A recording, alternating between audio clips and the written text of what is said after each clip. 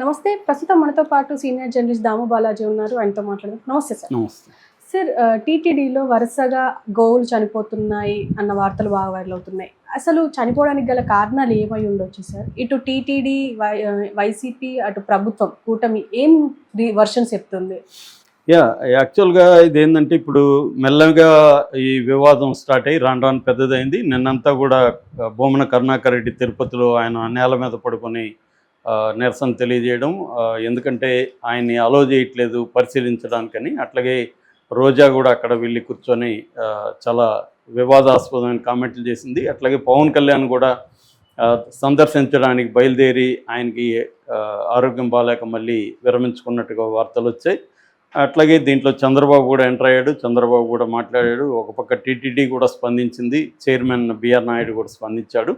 So ఓవరాల్గా అసలు తిరుమలలో గోవులు ఎన్ని ఉన్నాయి, అక్కడ ఎందుకు చనిపోయినాయి, అసలు జనరల్గా ఎన్ని చనిపోతుంటాయి నెలకి, సో ఈ వివాదంలో ఎవరి వాదనలు ఏంటి? ఈ వివాదంలో మొత్తంగా ముగ్గురు ఇన్వాల్వ్ అయినారు. ఒకటి వైసీపీ, 2 టీటీడీ బోర్డు, 3 ప్రభుత్వం. ఈ ముగ్గురు వాదనలు ఏంటి, నిజాలు ఏమై ఉండొచ్చు అనే విషయాలు మనం చూద్దాం. తిరుపతిలో అంటే తిరుమలలో, తిరుపతి వేరు తిరుమల వేరు, తిరుమలలో శ్రీ వెంకటేశ్వర గో సంరక్షణశాల దాని పేరు. సో ఈ ఇదొక డైరీ ఫామ్. దీంట్లో 2016 నాటికి 2500 ఆవులు, అంటే గోవులు కావచ్చు ఆవులు కావచ్చు, నాకు అలవాటు ఆవులు కాబట్టి నేను ఆవులు అంటాను. సో ఆవులు ఉన్నాయి. అందులో 1800 దేశీయ ఆవులు. దేశీయ ఆవుల్లో గిర్ర జాతికి చెందినవి, తర్వాత సహీవాలు, రెడ్ సింధి, పొంగనూరు, ఒంగోలు, ఈ 4 రకాలవి ఎక్కువ ఉన్నాయి. మిగతావి మిక్స్డ్ అనమాట. సో ప్రజెంట్ అయితే టీటీడీ చెబుతున్న లెక్కల ప్రకారం 1768 ఆవులు ప్రజెంట్ ఉన్నాయి. ఈ 1768 ఆవుల్లో గత 3 నెలల్లో 100 చనిపోయినాయి అనేది వైసీపీ ఆరోపణ. అయితే ఈ ఆవులు అక్కడ ఎందుకు ఇన్ని ఉన్నాయి, ఏ పర్పస్కి ఉన్నాయంటే, ఒకటి మిల్క్ ప్రొడక్షన్. ఈ మిల్క్ ప్రొడక్షన్ వైసీపీ చెప్తున్న దాని ప్రకారం వైసీపీ ఉన్నప్పుడు రోజుకు 1700 లీటర్లు మిల్క్ ప్రొడ్యూస్ అయ్యేది. ఇవాళ అదే 500కి పడిపోయింది అనేది వైసీపీ ఆరోపిస్తుంది. దానికి కౌంటర్గా టీటీడీ బోర్డు చెప్పట్లేదు. ఏదేమైనా మిల్క్ ప్రొడక్షన్ అయితే తగ్గింది అనేది చెప్తున్నారు. అట్లాగే కల్చరల్ పర్పస్కి, రిలీజియస్ రిచువల్స్కి కూడా ఈ గోవులు వాడతారు తిరుమలలో. వాటిని అనేక మనకి, ఎందుకంటే హిందూ సంప్రదాయంలో గో పూజ అనేది ప్రధానం కాబట్టి దానికి సంబంధించి కూడా వీటిని వాడుతుంటారు. So milk, cultural and religious పర్పస్ల కోసం ఇక్కడ ఈ డైరీ ఫామ్ను వాడుతున్నారు. ఇందులో దాదాపు 260 మంది ఎంప్లాయీస్ పనిచేస్తారు. దీనికి వెటర్నరీ డాక్టర్లు ఉన్నారు. దీనికి ఇన్ఛార్జిగా ఒక డిఎఫ్, డిస్ట్రిక్ట్ ఫారెస్ట్ ఆఫీసర్ని ఇన్ఛార్జిగా పెట్టారు. సో ఇప్పుడు ఏమైందంటే, మొన్న ఒక ఆవు ఒక రైల్వే ట్రాక్ మీద ప్రెగ్నెంట్గా ఉన్న ఒక ఆవు చనిపోయింది. దాని మెడలో టీటీడీ ట్యాగ్ ఉంది.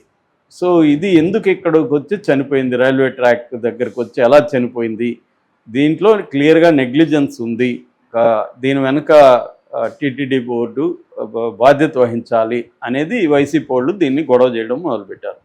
అక్కడి నుంచి అనేక పశువులు చనిపోయినాయని విజువల్స్ వీళ్ళు రిలీజ్ చేశారు, గ్రాఫిక్ విజువల్స్ రిలీజ్ చేస్తారు.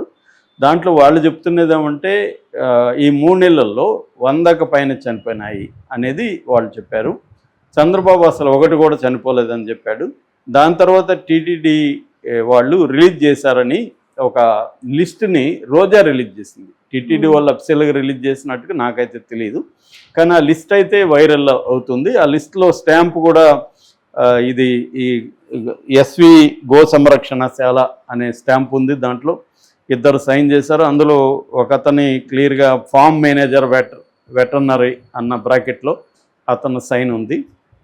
సో పేరు లేదు కానీ సైన్ ఉంది. అలాగే 2 సైన్ చేసి ఆ లిస్ట్ ఇచ్చారు. ఆ లిస్టులో ఏప్రిల్ 2024 నుంచి మార్చి 2025 వరకు ఎన్ని చనిపోయినాయి మంత్లీ డేటా ఇచ్చారు.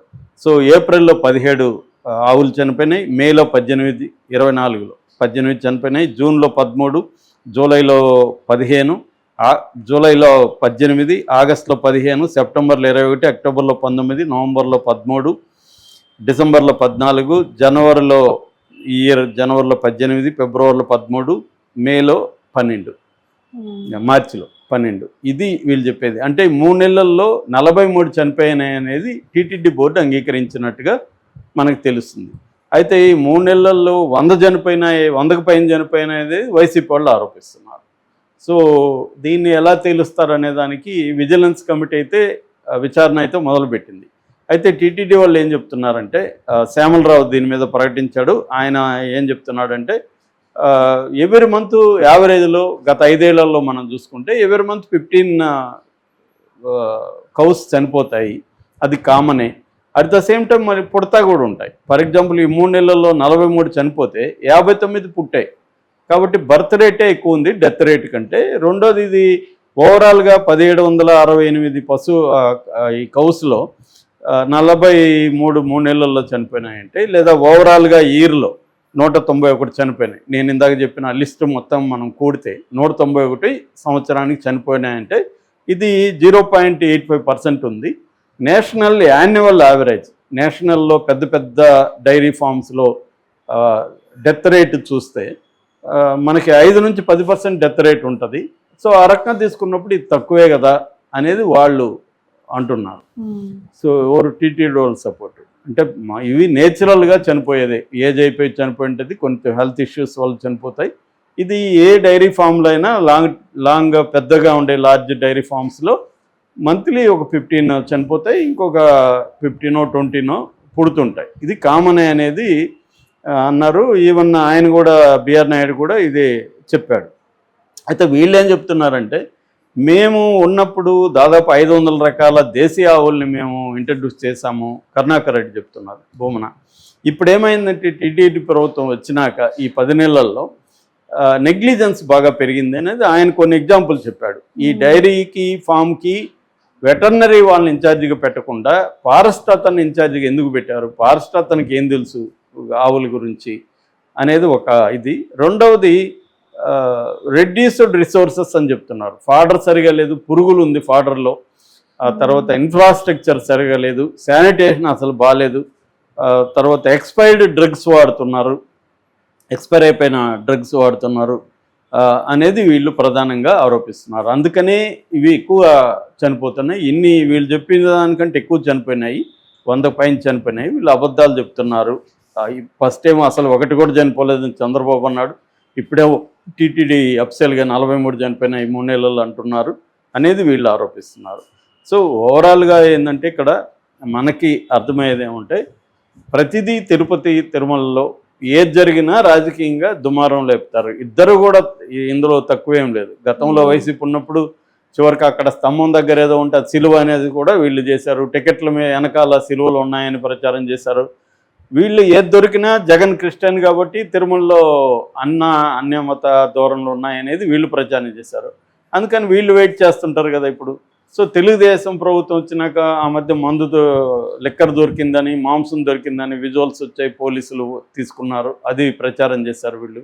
ఇప్పుడు గోశాలలో గోవుల్ని ప్రచారం చేస్తారు. సో రోజా లాంటి వాళ్ళు ఏమడుగుతున్నారంటే, ఈ ప్రభుత్వం వచ్చినాక అనేక లడ్డు వ్యవహారం బయటకు వచ్చింది, అక్కడ తొక్కిసలాట్లో చనిపోయారు, ఇప్పుడు ఇది జరిగింది, ఏం జరిగినా స్పందన లేదు, దీని పట్ల క్లియర్గా ఇది లేదు అనేది వాళ్ళు ఆరోపిస్తున్నారు. అట్లాగే పవన్ కళ్యాణ్ మీద కూడా రోజా తీవ్రమైన కామెంట్స్ చేసింది. గతంలో చంద్రబాబు వెంకటేశ్వర స్వామితో పెట్టుకొని ఏమైపోయాడో చూసాము. పవన్ కళ్యాణ్కి కూడా మైల్డ్గా ఈ మధ్యన ఒక చిన్న సంఘటన జరిగింది దేవుడితో పెట్టుకోవడం వల్ల. అందుకని ఆయన భార్యకి తలనీలాలు సమర్పించాల్సి వచ్చింది ఆ భయం వల్లనే. ఇంత పవన్ కళ్యాణ్ సనాతన ధర్మ పేరుతో అన్ని రాష్ట్రాలు తిరుగుతాడు, కానీ ఇక్కడ గోవులు చనిపోతే ఆయన పట్టించుకోవట్లేదు అనేది ఆమె చేసింది. సో ఇక్కడ ఎవరైనా కూడా ఇష్యూని రాజకీయంగా ఉపయోగించుకుంటున్నారు. నాకు తెలిసి ఏంటంటే, మనకి ఇండిపెండెంట్ థర్డ్ పార్టీ ఇన్వెస్టిగేషన్ అయితే కానీ మనకి ఇద్దరి మధ్యలో సత్యం తెలుస్తుంది. అదే మనం సామెత ఉంటుంది, సత్యం ఎక్కడ ఉందంటే సాక్షికి ఆంధ్రజ్యోతికి మధ్యలో ఉంది సార్ అని. సో అలాగే ఏ పేపర్ ఒక్కటి చూసినా మనకి పాక్షిక సత్యమే ఉంటుంది. వీళ్ళది కూడా అదే జరుగుతుంది. దాన్ని రెగ్యులర్గా చనిపోతున్నాయి అనేది వాస్తవము. దానికి కారణాలు వీళ్ళు చెప్పినట్టు నేచురల్ కారణాలా, హ్యూమన్ ఎర్రర్ కూడా ఏమన్నా ఉందా, అంటే నెగ్లిజెన్స్ కూడా ఏమన్నా ఉందా అనేది కూడా చూడాల్సిన అవసరం ఉంది. అదేదైనా ఉంటే దాన్ని పరిష్కరించుకొని దాన్ని మోర్ డెవలప్ చేయడానికి పూనుకోవాల్సిన అవసరం అయితే ఉంది. Okay sir, thank you.